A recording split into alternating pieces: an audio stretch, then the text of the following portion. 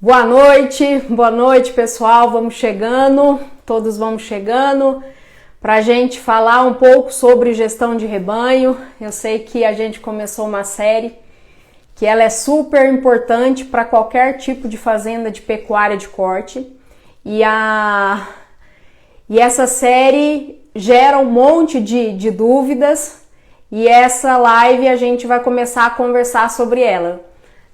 A gente já fez um post, o primeiro post da série, que é sobre o posicionamento do projeto e parece tão simples, mas daquele post a gente consegue tirar um monte de informação. Então vai chegando, fala Pedro, Lucas, Júlia, vamos entrando, gente. Vinícius, de Ji-Paraná, de onde vocês estão falando? Vão me contando que pra gente ir construindo. Então é uma live democrática, seja pecuarista, seja técnicos. Eu convido vocês a assistir até o final, porque todo mundo aqui lida com negócio. Se eu sou pecuarista, eu tenho um negócio. Se eu sou técnico, eu atendo negócios, todos envolvidos em torno de um negócio. E tudo o que a gente espera quando se fala em negócio é que vocês estejam ganhando dinheiro. Então, boa noite Lucas, Eduardo, que bom te ver por aqui, o Jean, seja bem-vindo, a Joyce. Então a gente espera que dentro do negócio a gente ganhe dinheiro. E a gente ganha dinheiro da noite por dia? Não, licitamente muitas vezes não. A gente ganha através do que a gente estrutura, do que a gente coordena, do que a gente faz conta. E quando a gente fala em gestão, a maioria das pessoas já vai logo lembrando assim do livro do Antônio Schacker, do monte de número, do monte de índice e volta a atenção como se o que fosse fazer diferença é só coletar dados, é só coletar informações, é só quantificar. Só que quando a gente está dentro de um projeto, a primeira coisa que a gente tem que fazer é enxergar em qual projeto a gente está. E esse é o convite da gestão de rebanho. O que é gestão de rebanho? É conhecer, estruturar e conduzir um rebanho de tal forma que ele gere lucro. Aí você vai falar assim, Érica, mas espera aí, você fez um post que gestão de rebanho é coordenar recursos, pessoas, processos e estratégia tendo como foco o rebanho. Entendam que eu tenho um rebanho, mas como eu vou conduzir ele depende dos recursos que eu tenho, das pessoas que estão envolvidas, dos processos que eu tenho dentro da fazenda e muitas das vezes a gente não sabe como portar em relação a esses itens. A gente não sabe quantificar que recursos eu tenho e como é os meus recursos em comparativo com outros projetos. Então, gestão de rebanho enxerga primeiro o seu projeto. Se eu sou proprietário, o que é meu projeto? Se eu sou técnico, com quais projetos eu estou lidando? Então, e aí eu fiz um desenho para vocês. Vamos ver se vai ficar. O que é gestão, gente? Eu tenho a pecuária, é um grande segmento de negócio no país. Tenho pecuária de corte e pecuária de leite. Anota, presta atenção que vocês não vão ver isso aqui tão fácil. Eu tenho pecuária de corte e de leite. Então tá bom, meu negócio é pecuária de corte. Ótimo, então minha fazenda é uma fazenda de gado de corte. Essa fazenda de gado de corte, ela pode ser de gado comercial, ela pode ser de genética ou pode ser gado de elite. Vocês já viram que se eu tenho uma fazenda de pecuária de corte, eu tenho que saber que tipo de pecuária de corte é a minha fazenda. Ela é comercial, ela é genética, ela é elite.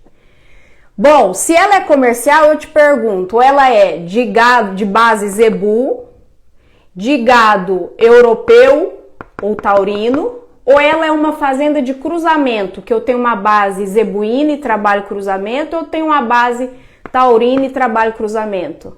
Então, você já tem dentro de comercial, você já tem 3 tipos.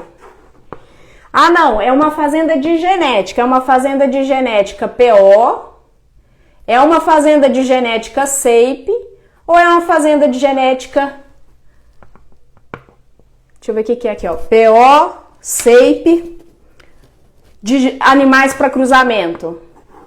Bom, eu tenho uma fazenda de genética. Que tipo de fazenda de genética é essa?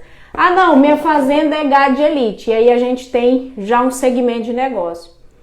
Entende que quando eu falo que a minha fazenda é pecuária de corte, de gado comercial, e eu estou conversando com alguém que é pecuária de corte, de produtor de genética, as conversas e as mensurações já são diferentes? Do mesmo jeito que se eu tiver uma fazenda voltada com vocação para ser pecuária de corte, eu preciso pensar que tipo de negócio que está dentro do meu perfil de investimento. Ou então eu tenho uma fazenda já com algum perfil e eu penso assim, olha, minha fazenda é de gado comercial e o meu gado é muito bom na região. E todo mundo pergunta se eu não vendo os bezerros machos para virar tourinho. Qual que é a informação que você tem? Que a partir da sua fazenda de gado de corte, que é comercial, eu posso usar ela para fazer o quê? Genética SAPE, por exemplo, né? Então, primeiro passo da gestão de rebanhos, da gestão de pecuária, é enxergar que tipo de negócio você tem em mãos. Se eu sou pecuarista, eu começo a enxergar o meu negócio para aí eu levantar recursos, para aí eu entender os processos que tem, para aí eu entender a equipe que eu tenho, se está adequada a equipe que eu tenho para trabalhar dentro da vocação daquele negócio, né? Se eu sou técnico, vocês vão a partir de hoje começar a chegar dentro dos projetos e pensar que projeto é esse? É um projeto de gado comercial, que a base é zebu e aí tem mais um monte de item. Eu fiz uma cola aqui porque senão eu vou entrando adentro e a gente vai perdendo o fio da meada, né? Quando a gente fala em gestão, a partir de hoje vocês vão enxergar um negócio. A partir de hoje vocês vão pensar em recursos, vão pensar em processos, vão pensar em pessoas. E depois que você entender como funciona o negócio, você vai pensar assim, que tipo de número eu tenho dentro dessa fazenda? Que tipo de número vai fazer diferença para mim, para eu tomar uma decisão correta? E aí a gente estipula a coleta de dados, de tal forma que a gente vai tirando essas informações de uma forma assertiva, de uma forma que faça diferença. E a minha grande questão é o seguinte, gestão, como eu já falei, você vai lembrar do livro do Antônio Schacker, vai lembrar dele levantando um monte de número, vai lembrar dele falando como se ganha dinheiro com a pecuária de corte. Ou então você vai lembrar assim do agrotalento e vai falar assim, nossa, com trocentas mil aulas eu nem tenho tempo. Ou então você vai lembrar assim do seu caixa monetário na conta, você vai lembrar do número de investimentos que você tem, de financiamentos, de coisas para quitar.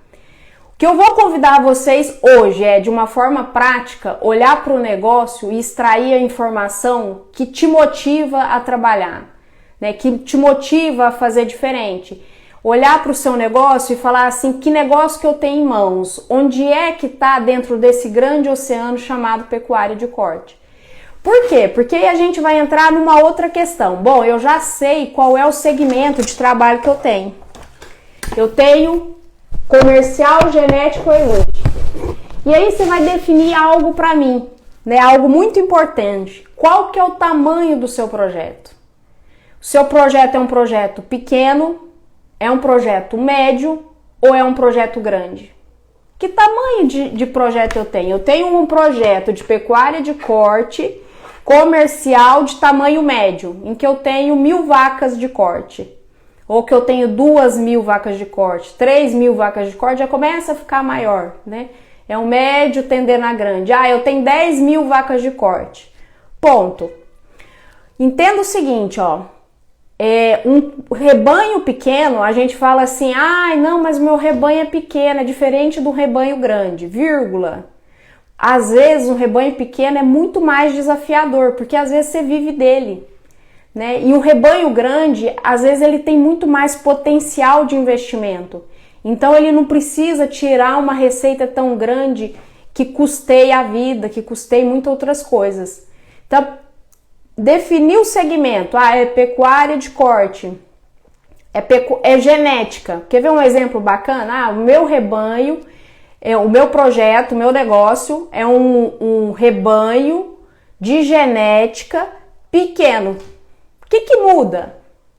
Muda o seguinte, dentro do rebanho de genética, eu vou ter, dentro de genética, seja ele PO, SEIP ou voltado a cruzamento, a partir do momento que eu tenho um rebanho de genética, se ele é pequeno, eu posso produzir em escala? Não, eu vou vender quantos animais para genética? Não, como o meu rebanho é pequeno, talvez o melhor posicionamento do meu projeto seja exatamente produzir animais de alto valor genético, tentando fazer animais com curvas muito altas que eu agrego valor nesse animal. Então, eu, às vezes, elimino uma possibilidade de negócio. Eu sou um rebanho pequeno e estou lá trabalhando para tentar fazer um volume grande de venda de touro. E não cabe na propriedade, não cabe dentro daquele sistema, né? Enquanto se eu dedicar o meu trabalho para fazer algo de alto valor genético, animais que vão ser comercializados como doadoras, animais que vão ser comercializados, às vezes vão ser eleitos bons touros de central, isso vai gerar participação. Então esse tipo de negócio está mais associado com o perfil do projeto que eu tenho. Então às vezes eu preciso fazer uma adequação, né? Então determinou o segmento, o próximo passo é determinar que tamanho que eu tenho, né? Que tamanho que é meu projeto, é pequeno, é médio, é um grande projeto? Próximo passo é ciclo de produção. Quais são os ciclos de produção que eu tenho? Eu tenho cria, eu tenho cria e recria, eu tenho recria e engorda, eu tenho o quê? Ciclo completo. Qual é o sistema, né? Qual é o ciclo de produção que está dentro do meu projeto? Eu tenho um projeto de pecuária de corte, comercial, pequeno e mexo com cria. E aí?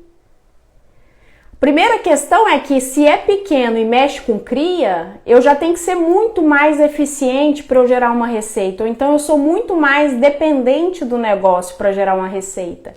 E isso torna o quê? Às vezes torna frustrante se eu não consigo entender quanto que vai me gerar de receita um projeto desse e quanto talvez geraria de receita se o meu projeto fosse um projeto de engorda, por exemplo, dentro desse perfil, né? Então, entender qual é o ciclo de produção daquele negócio vai me deixar mais hábil a falar assim, olha, eu tenho um bom projeto na mão, só que eu preciso adequar algumas coisas. Ou, por exemplo, eu faço o ciclo completo dentro de uma propriedade que ela é média tendendo a ser pequena. Será que o ciclo completo é a melhor opção para mim naquele negócio? Né? Ou será que o número de animais que eu retenho da cria para terminar, para fazer ciclo completo, é o adequado que eu tenho para aquele negócio? Né? Vocês estão começando a entender, a gestão de rebanho é enxergar o projeto. Vamos quantificar o projeto, que projeto que eu estou falando? Aí todo mundo sai se comparando, todo mundo sai abrindo literatura, ouvindo as conversas de WhatsApp, começa a se comparar, né? Comparar com os demais, buscando resposta para os seus problemas, enquanto ele precisaria entender qual que é o projeto, para então gerar, né, informações e buscar a pessoa semelhante e trocar uma ideia e falar, olha, aquele exemplo ali serve para mim. Bom, definir o segmento, pecuária de corte, sei lá, comercial, genético, elite. Definir o tamanho do projeto, é pequeno, médio ou grande. Definir o ciclo de produção que eu utilizo, é cria, recria, engorda ou ciclo completo. Qual que é o próximo passo? Qual que é o sistema de produção? E aí a gente cai em dois grandes erros. O que geralmente o mercado fala? Que sistema e ciclo de produção é a mesma coisa. Né? O sistema é um sistema extensivo? É um sistema intensivo? Que tipo que é o meu sistema de produção? E o que diferencia? Imagina o seguinte, ó, eu tenho uma fazenda de pecuária de corte, eu tenho duas fazendas de pecuária de corte comercial que mexe com cria. Uma, ela é extensiva e a outra, ela é intensiva. O que muda? Quando eu olho recurso, pessoas e processos. Aquela fazenda que ela é extensiva, ela provavelmente aceita pessoas com menor qualificação, ela tem menos recursos, porque ela é extensiva, eu estou extraindo mais às vezes do que eu estou colocando, e ela tem o quê? Processos mais simples, a forma de conduzir é mais simples. Aí você vai me perguntar assim, tá, então essa não é melhor? Ela gira menos dinheiro. Aí você vai falar, mas o que muda? Eu tenho uma intensiva ou uma extensiva? O fato é que determinadas regiões são extensivas. Determinadas regiões você pode escolher se a sua fazenda vai ser extensiva ou se vai ser intensiva. Isso é o quê? Possibilidades, né? A partir do momento que eu entendo como é a minha fazenda, o próximo passo é quais possibilidades existem para a minha fazenda dentro do lugar onde ela está. E aí eu vou olhar para recursos e vou pensar, não, a minha fazenda hoje é assim, mas existe a possibilidade de eu evoluir ela para um semi-extensivo. Então eu adoto alguma ação de tecnologia e isso vai gerar um giro maior, vai deixar um pouco mais de dinheiro no caixa. Vai custar algo a mais também, porque a gente está falando em investimento. Então, definir o segmento, definir o tamanho, definir que tipo de ciclo de produção a fazenda faz, qual sistema de produção que ela adota, qual que é o próximo passo, qual que é o nível de tecnologia que essa fazenda adota. É uma fazenda muito tecnológica? É uma fazenda mais básica? O impacto direto quando a gente fala em tecnologia, a gente está falando em custo, né? A gente está falando em preparar A senhora é fera, dona Érica, escutei muitos conselhos e hoje em dia carrego comigo. Olha que bacana, fico muito feliz, Felipe. Isso é bom. Então, quando a gente fala em nível de tecnologia, a gente está falando em investimento, a gente está falando em intensificação, né? Porque às vezes a gente usa muita tecnologia e a gente não está empregando ela da forma correta dentro dos processos da fazenda, né? E isso interfere diretamente. Ou, por exemplo, eu tenho uma fazenda que ela está precisando de uma tecnologia ali que faz o negócio girar muito mais rápido. Então, justifica aquele investimento. Eu, de repente, transformo o meu ciclo de produção pela adoção de uma tecnologia. Quer ver uma tecnologia bacana? Suplementação na época das secas. Você já estava tudo pensando em sistema de coleta de dados, todo mundo estava pensando em coxo automatizado, em aquele de à parte, tronco, né? Tronco pneumático, que você não precisava de muita gente. Todo mundo estava pensando nisso, de tecnologia. Isso tudo é tecnologia, né? O fato é que, às vezes, eu adoto uma suplementação de seca e eu transformo o ciclo, eu transformo o sistema, eu transformo o giro da fazenda e isso deixa mais receita. Então, esses fatos vão se reunindo e, dessa forma, a gente vai traçando possibilidades para o negócio. E, por fim, não menos importante, talvez o mais importante de tudo.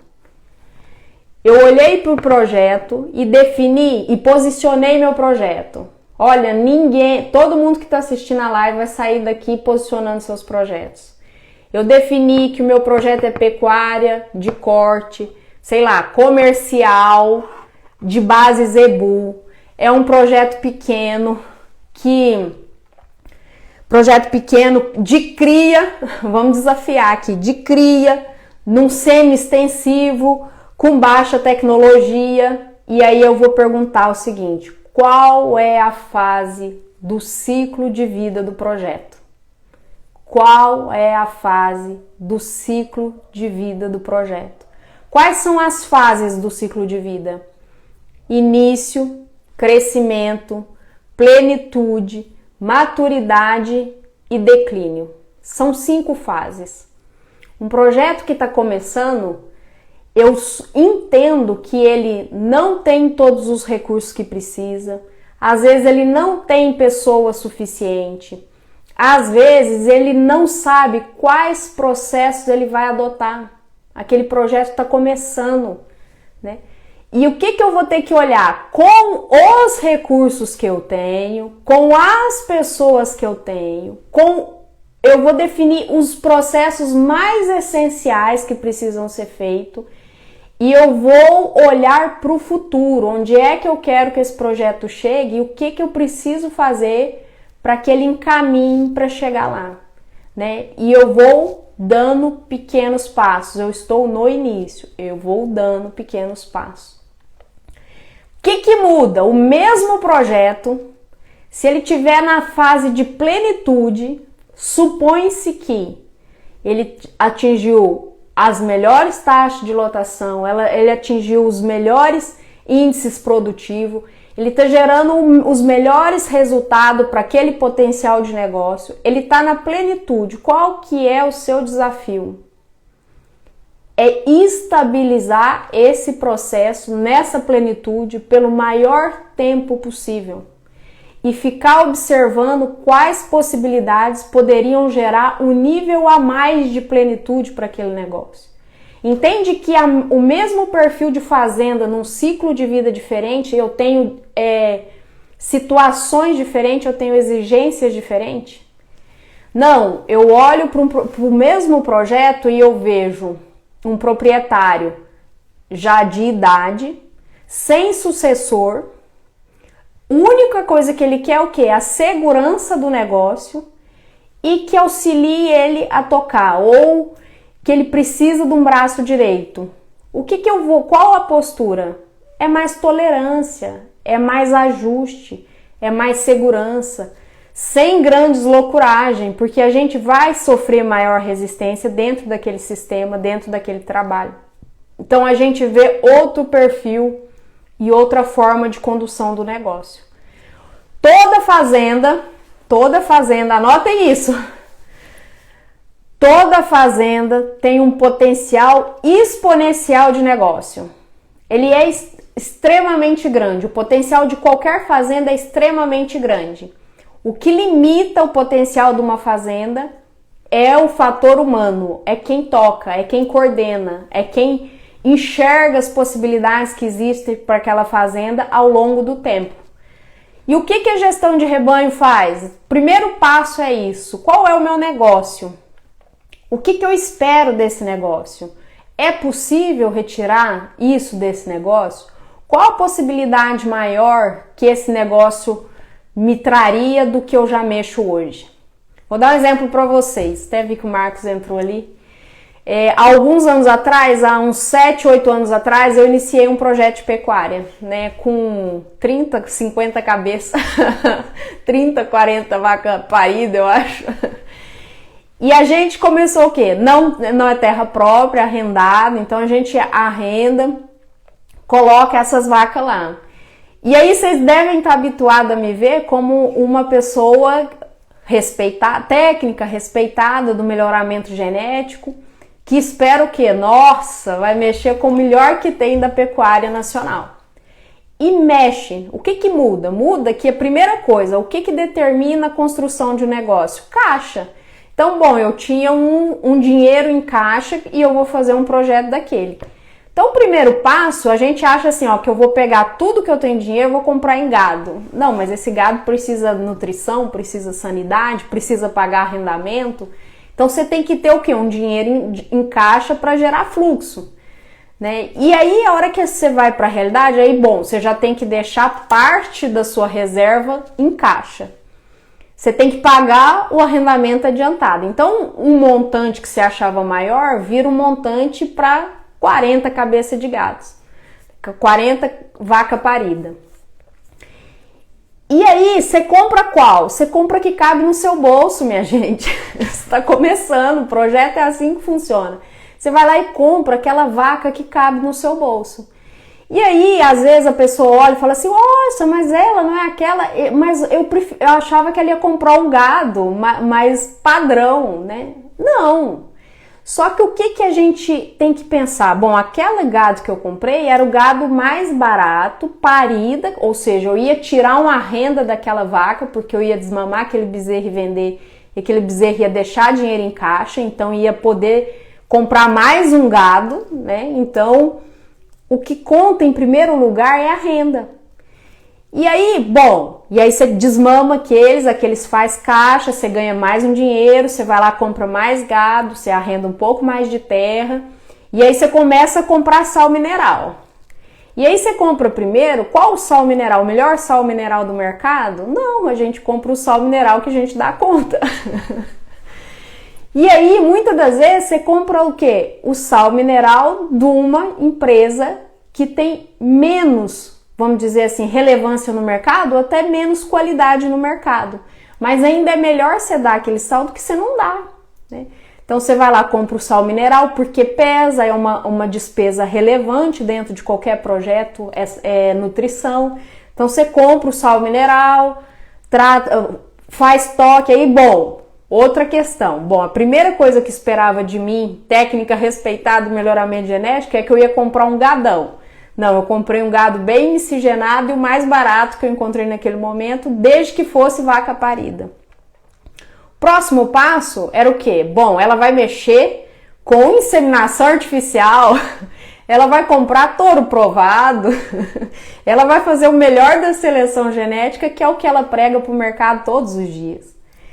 Bom, o que a gente faz? Primeiro, eu até tentei inseminar alguma parte desse gado no início, só que a gente entende que, por exemplo, eu era uma técnica que tinha um projeto no Rio Grande do Sul e trabalhava no Brasil Central. Vinha em casa 8, 10 dias por mês, numa correria para atender tudo que tinha em casa. E não tinha tempo e dedicação. E aí você começa a esbarrar assim, se é um projeto pequeno... E você não tem pessoas, você não consegue contratar uma pessoa só para fazer aquela parte para você, ainda mais uma pessoa que tinha que fazer inseminação numa região em que essa pessoa ia custar muito caro. Então a primeira coisa que logo de cara eu desisti foi de inseminar. Aí você vai falar, não, mas você vai comprar touro provado. Não, gente. Não, às vezes não. Por exemplo, o projeto onde eu comecei é uma região da Serra que é extensivo, nativo, tem a região mais fria do Brasil. E aí, bom, eu tô numa região mais fria do Brasil, num projeto extensivo, em que a primeira qualidade que os animais têm que ter é rusticidade e adaptação para não morrer no inverno de frio e de fome. Então, o que a gente compra? Bom, eu fui comprar o touro adaptado à serra, sem nenhuma avaliação, um animal que eu simplesmente julgava pelo olho e que valia o que cabia no meu bolso para eu poder entorar aqueles animais, né? Então, você tem que começar de algum ponto. E eu comprei aquele touro porque eu não sabia, porque eu só podia comprar aquele. Entende? Naquele momento era aquele que cabia no meu bolso, era aquele que ia fazer bezerro e era aquele que eu dava conta de pagar. E era um touro que eu tinha menos risco de perder, porque se estava difícil comprar aquele, você imagina se eu perdesse ele, né? E bom, vem outra safra, desmama mais bezerro, vende bezerro, paga as contas, guarda as fêmeas, cresce rebanho. E algo importante, que fez toda a diferença, Murilo, genética. O que fez toda a diferença dentro do projeto conforme foi crescendo? Que desde o início, eu olhava para a região e falava assim, essa região tem uma época muito difícil, então esses animais têm que parir na melhor época do ano. Então eu tenho que trabalhar esses animais para parir na melhor época do ano. Eu não posso inseminar, mas eu posso induzir essas vacas e entorar elas. Por quê? Porque se eu induzir e entorar, eu talvez não ganhe a qualidade que um touro de inseminação ia deixar nos seus produtos, mas eu ganho um bezerro no cedo. Então eu preciso sincronizar essas vacas e entorar para conseguir trazer esse nascimento para o mais cedo possível. Eu preciso fazer diagnóstico de gestação e eu preciso tirar, já que eu vivo de arrendamento, eu tenho que tirar a vaca vazia e eu tenho que fazer caixa e até comprar a vaca parida depois do início, mas eu preciso aliviar a lactação, então eu tenho que deixar em cima da terra apenas gado que realmente vai me dar dinheiro. Isso o quê? Isso intensifica no giro, né? E eu vou vender os animais, eu tenho que desenvolver, e isso eu tenho que agradecer meu marido Yuri, que é alguém que conhece bastante gente, sempre conseguiu muito bons negócios para os bezerros machos, né? E eu preciso vender esse bezerro da melhor forma possível. Então, uns 2 meses antes, o Marco já está filmando bezerro, mostrando para as pessoas, mandando pro pessoal, mostrando a qualidade de tal forma que o quê? Eu gere um movimento de mercado e consiga pegar dos melhores valores possível dentro daqueles bezerros a hora que eu desmamo. E sempre o quê? Tentando desmamar um animal mais pesado, tentando colocar esse animal melhor posicionado em termos de valor e assim dando um giro pro negócio. 7 anos depois, 7 anos depois, a gente chega em que ponto? Chega no ponto, por exemplo, que esse ano, de ser uma referência na região da forma como a gente vem trabalhando e dos resultados que a gente vem conquistando.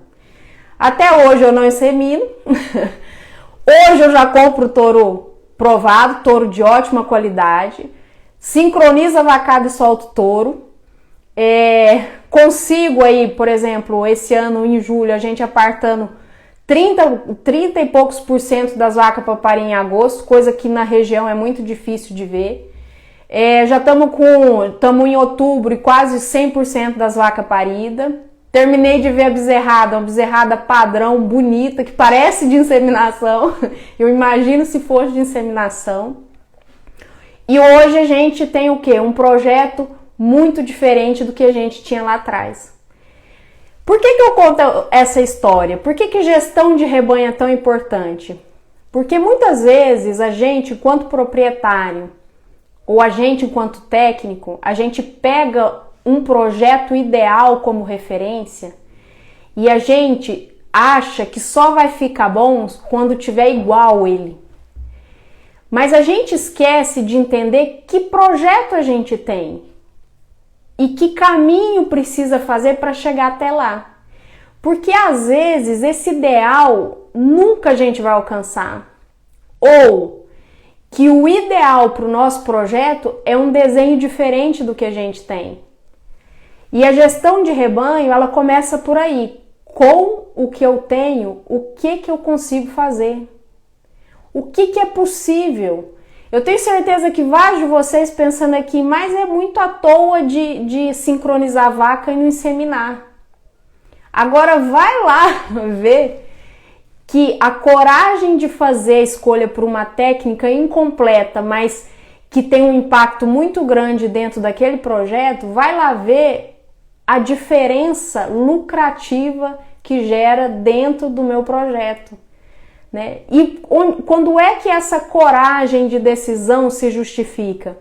Quando a gente enxerga o projeto como um todo e fala assim, qual é a possibilidade que me permitiria mudar a situação desse projeto aqui? E é bem nesse ponto que a gente vira a chave, e é bem nesse ponto que a gente dá um passo, né? Porque é uma construção diária. Quem nunca diz que fazendo é sempre fazendo? Né? A ideia é ir construindo passo a passo. Então, qual o convite que eu vou fazer para vocês durante toda essa série? Amanhã tem post novo, todo mundo atento. Vou postar o segundo post da série. É um post que é mais informação do que esse primeiro. Então, precisa ler e precisa pensar a respeito.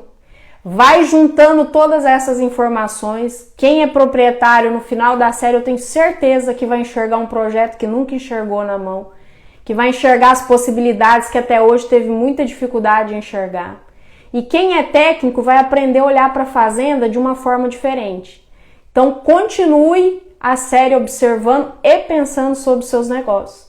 Amanhã, qual que é o post? É recurso. Quais os recursos a fazenda tem? Se eu perguntar para vocês, quem está na live, Quais recursos sua fazenda tem? Quais recursos a fazenda que você conduz tem? Quais recursos eu deveria saber que ela tem? Água, terra, suplementação. Que recursos eu deveria saber que a minha fazenda tem? Como que você julga um projeto se você não sabe nem os recursos que tem? Se o negócio é um jogo, a primeira coisa que a gente tem que saber é que os recursos eu tenho em mão para que eu possa jogar. Eu fiz ao contrário de você, Érica. Não cabia e não cabe no bolso do meu projeto a compra de touro. Aí fui fazer inseminação. Já tinha uma estrutura mínima e tem uma pessoa que fica lá para me ajudar. Super bacana, Arthur. É assim, são decisões. Eu não tinha estrutura e eu não tinha pessoa, então eu fui fazer o contrário. Entende? E pra mim era mais barato eu comprar o touro, né, e pagar o protocolo e soltar o touro, do que eu ter uma pessoa ou construir uma estrutura para que isso fosse possível. Por exemplo, a região agora já tem veterinário que insemina, porque a gente fala tanto, gente, mas tem tantas regiões no Brasil que você não tem um recurso pessoa. Por exemplo, você acha que é só contratar um inseminador. Você não acha um inseminador e você não tem um veterinário, né? E aí fica difícil. Por exemplo, eu não tinha um veterinário, eu não tinha inseminador. Agora a região já tem um inseminador que é veterinário, então já começa a viabilizar pra gente fazer. Falta o quê? Um pouco de estrutura de curral, né? A região que eu tô, por exemplo, no sul, eu não tenho tronco de contenção, né? Uma região que você trabalha muito sem a estrutura de curral, é aquelas taipas de pedra, né? Então você tem balança, você tem o brete, mas você não tem estrutura de brete ainda que comporta um tronco de contenção. Então, para você colocar um tronco, às vezes você vai ter que construir toda a parte de curral. Quem tá na live sabe o tanto que custa um curral, né? Então a gente vai construindo isso aos poucos. Gestão de rebanho. O que é gestão de rebanho? Conhecer, estruturar e conduzir um rebanho. E eu só consigo fazer isso se eu conheço quais recursos, processos e pessoas tem disponível para o meu rebanho. E o convite que eu faço é: vamos ter fazendas de sucesso. Vamos construir o sucesso ano a ano de cada fazenda que a gente tem. E como que a gente faz isso? Aprendendo a posicionar o nosso negócio, levantando os recursos que eu tenho, levantando quais são os processos possíveis para eu ter dentro da minha fazenda, quais desses processos se justificam para eu ter dentro da fazenda. Quais as pessoas que eu tenho, quais pessoas eu preciso ter. E a partir desse momento a gente decide o que a gente vai fazer. E aí você vai começar a coletar dados. Aí você começa a coletar dados. O único dado que eu quero até agora de vocês em gestão de rebanho é que tamanho é seu projeto? Quanto de dinheiro você pretende tirar por ano de dentro do seu projeto? Quanto você precisa de dinheiro desse projeto? Saindo, dinheiro limpo, ele tem que te entregar esse dinheiro no fim do ano. Porque a partir daí você começa a pensar o projeto. Você começa a entender seu projeto. Você começa a falar, esse é o divisor de águas. A única informação primordial na hora de você olhar um projeto é que projeto eu tenho e quanto de dinheiro eu preciso tirar desse projeto por ano. Porque aí você vai olhar para a fazenda, quais os recursos, quais as pessoas, quais os processos e quais as possibilidades que você tem e vai falar, olha, essa possibilidade dá o que eu espero tirar. Ou, para eu chegar nessa possibilidade, vai demorar tanto que é melhor eu manter o que eu faço, só que eu preciso ajustar esse processo. Olha, o que tá caro aqui, por exemplo, é essa tecnologia que eu adotei, mas hoje ela não se justifica pro nível de processo que eu tenho. Olha, pensando bem, se eu fizer uma parceria com esse ou aquele tipo de projeto, eu consigo gerar um caixa que eu não estava esperando, e esse caixa ou essa relevância no mercado que eu vou ter vai agregar valor e eu vou começar a faturar melhor, né? Então esse tipo de decisão é que vai ajudando a gente a construir projetos cada vez mais rentáveis. Gente, bom, o que eu queria trazer para vocês hoje, não quero estender demais, que eu sei que todo mundo cansa, né? Agradecer, se alguém tiver alguma questão, me manda aqui, que eu ainda respondo. Agradecer a atenção de cada um de vocês, vou deixar a live salva lá no feed. Quem quiser, quem chegou mais tarde, quiser assistir, assista. Manda para aquelas pessoas que têm interesse no assunto sobre gestão de rebanho. Gestão de rebanho, todo mundo, me fizeram até uma pergunta na caixinha, Érica, qual que é a diferença de gestão de rebanho para gestão de pecuária?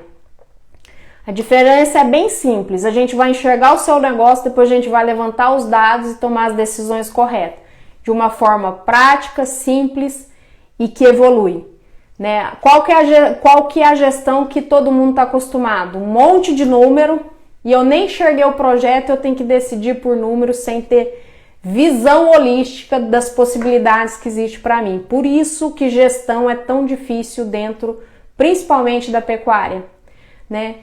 Tô achando que esse vai ser mais um curso que irei fazer. Olha, que boa ideia, né, Arthur? Fazer um baita de um curso de gestão de rebanho, né? Entender quais são as possibilidades, né? E eu vejo assim, por exemplo, que recursos. Vocês vão ver o post de amanhã, vocês precisam ver o post de amanhã. Recursos. Quais recursos? E aí você lista os recursos e fala que, nossa, que bacana. Tá, mas quais podem ser combinados? E a combinação deles me dá o que de retorno? Quanto que vale? Quanto que custa? Quanto que devolve? Né? Quanto que rentabiliza? Cabe dentro do meu cenário? Não cabe. Então, apreciar isso é que vai gerando o negócio. E algo muito importante, que é o resultado, por exemplo, que eu vivi na prática esse ano, né? Porque depois que eu saí da Grendene eu tenho um pouco mais de tempo e eu ajudando o Marcos lá a trabalhar, a organizar a pecuária esse ano. E aí numa semana a gente apartou mais de 30% das vacas para parindo cedo. No último dia já começou a pariu 2 bezerros, a coisa mais linda do mundo. Embarcamos gado gordo, 50 vaca cruzada, hein, gente, nem a Nelore. 52% de rendimento, 51 e quase 52% de rendimento. Carregamos o gado, o que mais que a gente fez? Manejou as bezerras desmamadas, a coisa mais linda do mundo, que mais da metade caiu aqui minha bateria falando que vai acabar. Mais da metade vai para desafio precoce, numa região que é extremamente extensiva. Compramos sal, né, sal mineral Matsuda esse ano, que é o melhor sal na região. Então, depois de 7 anos, olhar para isso, você fala assim, valeu a pena. Por isso que eu venho aqui e faço uma série de gestão de rebanho. Porque é bem nesses momentos que eu olho e falo assim, caramba, gente, valeu muito a pena. Porque tudo que aquilo que eu preguei e trabalhei dentro dos projetos que eu passei, eu tô vivendo na prática dentro do que é meu, onde eu tenho controle de todos os números e vejo assim, realmente funciona. E se funcionou para mim, imagina se mais pessoas aprenderem a usar essas mesmas informações e a conseguir construir isso. E eu estava longe, eu não estava dentro do projeto todo dia. Pelo contrário, eu estava dentro do projeto 4, 5 vezes no ano e deu certo. E o negócio fluiu, o negócio virou em dinheiro, né? Quem não quer aproveitar bons exemplos de sucesso e conseguir tirar algumas ideias para colocar em prática e de passo em passo, que nem o Arthur falou, né? De passo em passo e enxergando possibilidades para o seu negócio e explorando o potencial gigantesco que existe dentro de cada fazenda. Então é isso que eu espero de vocês. Vocês continuem acompanhando a série. Tem mais post. Foi o primeiro de 12 posts, né? Então amanhã vem o segundo post e a gente vai conversando, vou trazendo no Stories e a hora que ficar dúvida vocês me mandam, que nem fizeram agora. Olha, eu não tô entendendo, vai mais devagar, que a gente abre a live e a gente conversa sobre o assunto e vocês conseguem entender com mais clareza o que eu tô transmitindo para vocês. Combinado? Show, muito aprendizado. Vou acompanhar todas as lives. Isso aí, Wilson. Ó, firme, vet, ó, veterinário. Gente, sejam muito bem-vindos. O que eu quero é veterinários dominando os números, mas acima de tudo, algo muito importante, que os veterinários, a hora que, ó, respira fundo, desliga e observa, a gente consegue trazer tanta informação que vem desse campo de memória, assim, ó, daqueles projetos, que a gente enxerga tantas possibilidades. E vou, falando em possibilidades, só mais uma coisa antes de eu clicar. Eu até anotei a frase. A pessoa me fala assim, ó, qual que é o seu maior problema? Pus na caixinha hoje à tarde, não consegui responder a caixinha, hoje foi bem corrido, mas eu pus assim, na caixinha. Qual que é o seu maior problema na pecuária? Abrir o olho do pecuarista e mostrar que muitas vezes ele está trabalhando errado. Foi muito engraçado que eu pus essa frase depois para as pessoas, quem é que se identificava. Eu também, eu não, e eu sou esse pecuarista. E a maioria que respondeu é pecuarista. Sabe o que eu quero falar nessa frase? É algo muito importante. Primeiro lugar, se você é pecuarista, vamos aprender a enxergar o nosso negócio para a gente aproveitar as boas oportunidades que muitas vezes aqueles que chegam, principalmente técnicos, nos trazem. Se você é técnico, a partir de hoje você vai respirar fundo e vai centrar no seu lugar de técnico. Técnico é quem? Técnico é pago para dar sugestão. E quem decide é o pecuarista. Então, o técnico, ele não tem que provar que ninguém está errado.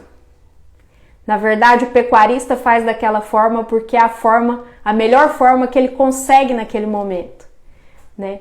Ele não precisa ser vencido, ele não precisa ser julgado como certo ou errado. O que o pecuarista precisa naquele momento? Ter clareza, ter compreensão, comprar uma ideia. Porque ele está buscando lucro, ele está buscando desenvolvimento dentro das possibilidades que ele enxerga. A partir do momento que a gente tem paciência, enquanto técnico, de conduzir esse pecuarista a uma nova compreensão, a uma nova observação do seu negócio, você tem 95% de chance a mais de convencê-lo, de auxiliá-lo. Então, técnicos são o quê? São pessoas que pegam na mão, que olham nos olhos e que conduz esses pecuaristas para uma nova consciência. E a hora que ele consegue compreender as possibilidades que ele pode explorar, com certeza eles dão um passo, têm sucesso e honra esse técnico que ajudou eles a fazerem isso. Né? Então, enquanto técnicos, a gente é o quê? Um veículo, é um auxiliar. Ninguém tem que provar que ninguém está certo ou errado. A gente só precisa entender como é que a gente toca a compreensão de quem a gente está trabalhando, que no caso são os proprietários. Combinado? Depois vocês falam se concordam ou não nos comentários da live. Mas a gente precisa ir se posicionando. Não só posicionar o projeto. Boa noite, Atos! Que bom tê-lo aqui. A gente precisa se posicionar também. Qual que é o nosso lugar perante os projetos? Se eu sou proprietário, o peso nas costas é muito, muito maior. Se ele não faz diferente, não é porque muitas vezes ele não quer, porque muitas vezes ele não sabe, né? Boa noite, Roberval, seja bem-vindo. E enquanto técnico, a gente também sabe que existe um desafio muito grande. Então, que a gente saiba ir trabalhando, principalmente o não que a gente recebe, né? Essa negativa. Como é difícil a gente ouvir não. Não vou fazer, não dá, não é assim, não aceito, não, seu orçamento é muito caro. O tanto que é difícil esse não, mas quanto que esse não bate em mim e me anula, ou quanto que esse não bate em mim e eu tenho uma forma diferente de explicar para que ele perceba as coisas. Certo, gente? Vou adicionar mais um post na série com o posicionamento. Enfim. Então já tá quase na hora, já vai vencendo. Isso é porque eu falei que ia ser meia hora de live. Fico imaginando amanhã a Mariana, a hora que vê a live, em 50 minutos. Gente, ó, uma boa noite. Mais uma vez, muito obrigada. A live vai ficar salva. Se alguém tiver alguma sugestão, me manda no direct. Manda a live para aquelas pessoas que vocês querem que assista. E foi um prazer. Até a próxima!